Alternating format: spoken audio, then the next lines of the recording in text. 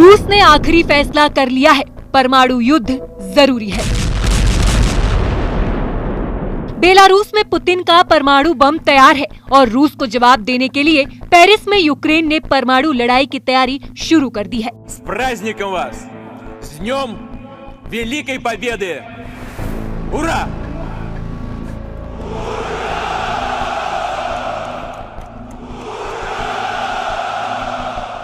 दुनिया के चुनिंदा युद्ध विशेषज्ञों ने रूस यूक्रेन जंग में अब परमाणु युद्ध को बेहद जरूरी बता दिया है।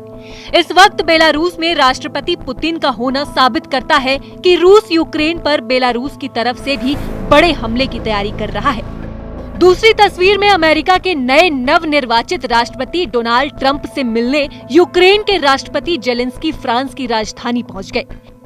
राष्ट्रपति जेलेंस्की के साथ फ्रांस के राष्ट्रपति इमैनुअल मैक्रो को भी साफ देखा जा सकता है। दावा किया जा रहा है कि अमेरिका यूक्रेन को एटमी हथियार ट्रांसफर करने जा रहा है। इसी को लेकर पेरिस में आनन फानन में राष्ट्रपति इमैनुअल ने जेलेंस्की और ट्रंप की मीटिंग कराई है। फ्रांस यूक्रेन जंग में रूस का कट्टर दुश्मन बन चुका है और इस वक्त जो युद्ध की खिचड़ी पेरिस में पक रही है उसकी भनक पुतिन को लग चुकी है। इसलिए राष्ट्रपति पुतिन ने बेलारूस में राष्ट्रपति अलेक्जेंडर लुकाशेंको के एक जंगी डील की है।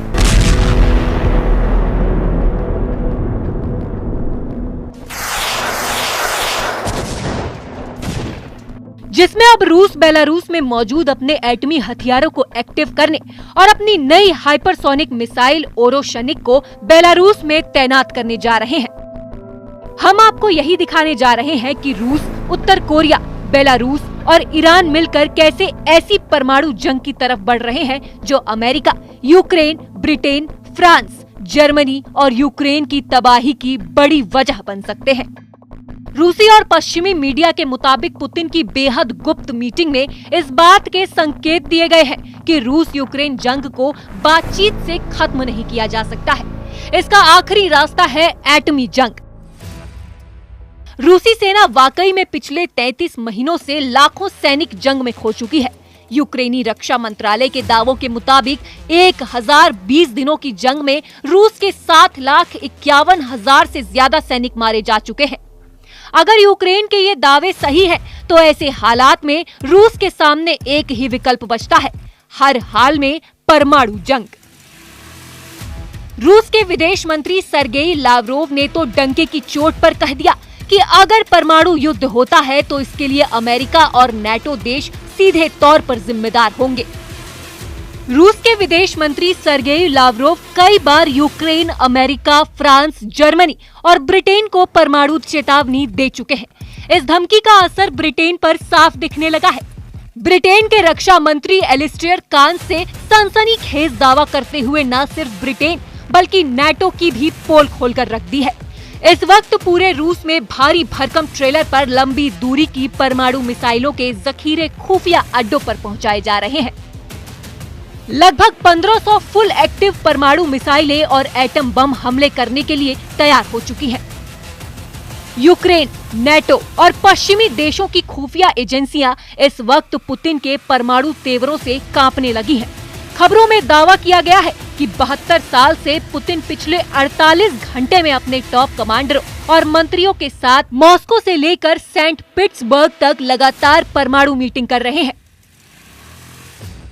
दावा किया जा रहा है कि जब से यूक्रेनी सेना ने नाटो देशों के साथ मिलकर रूस पर लंबी दूरी की मिसाइलों से हमले किए हैं, उसके बाद से पुतिन ने दो टूक कह दिया है कि अब टेबल पर नहीं, सिर्फ जंग के मैदान में ही युद्ध का फैसला होगा। आने वाले कुछ घंटों में ही रूस की तरफ से यूक्रेन पर या तो परमाणु हमला हो सकता है या फिर लंबी दूरी की बड़ी मिसाइलों से यूक्रेन के राजधानी कीव को तबाह किया जा सकता है। हम आपको पूर्व अमेरिकी विदेश मंत्री कॉलिन पावेल के स्टाफ के प्रमुख के तौर पर काम करने वाले अमेरिकी सेना से सेना निर्वित कर्नल लॉरेंस विल्करसन का वो हैरान करने वाला बयान दिखाते हैं, जिसमें उन्होंने साफ कहा है कि जिस तरह से रूस पर यूक्रेन ने अमेरिकी मिसाइलों से हमला किया है, उसके बाद से रूस यूक्रेन के साथ साथ नाटो देशों पर भी हमला करने का पूरा अधिकार रखता है। फ्रांस की राजधानी पेरिस के एलिसी पैलेस में अमेरिका के नवनिर्वाचित राष्ट्रपति डोनाल्ड ट्रंप फ्रांस के राष्ट्रपति इमैनुअल मैक्रो और यूक्रेन के राष्ट्रपति वोलोदिमीर जेलेंस्की के बीच एक गुप्त मीटिंग रूस यूक्रेन जंग को लेकर हुई है। दावा किया गया है कि पेरिस के एलिसी पैलेस में हुई इस त्रिपक्षीय वार्ता में 90 मिनट तक जंग की रणनीति बनाई गई है। खास तौर से अगर रूस परमाणु हमला करता है तो क्या रणनीति होगी, इस पर भी बात होने के संकेत दिए गए हैं।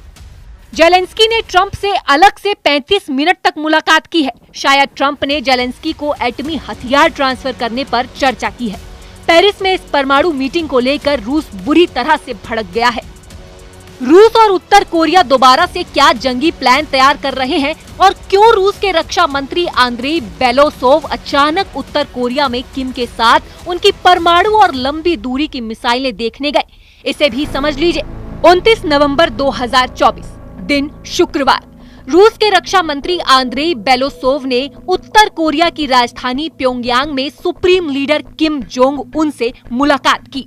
उत्तर कोरिया में supreme leader Kim Jong Un अपने सबसे घातक मिसाइलों और हथियारों को देख रहे हैं।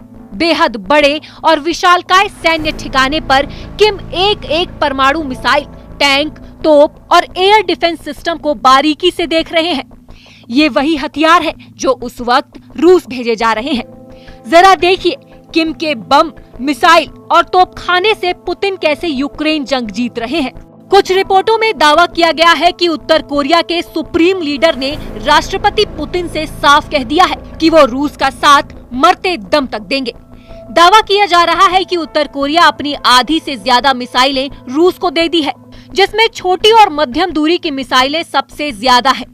इसके अलावा उत्तर कोरिया ने अपना 35% तोपखाना भी रूस को दे दिया है, जिसमें उत्तर कोरिया की स्वचालित हावित्जर तोप M1989 25 से 30 मील तक 12 राउंड फायर एक बार में कर सकती है।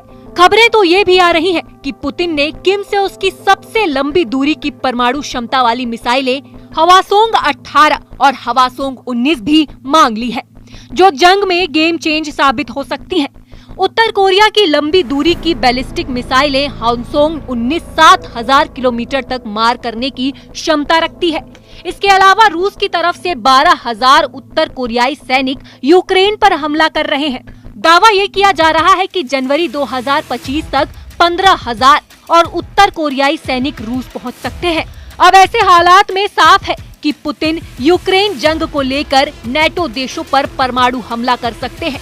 लेकिन सवाल ये भी है कि अगर पुतिन परमाणु हमला करेंगे तो क्या नेटो और अमेरिका चुप बैठेंगे?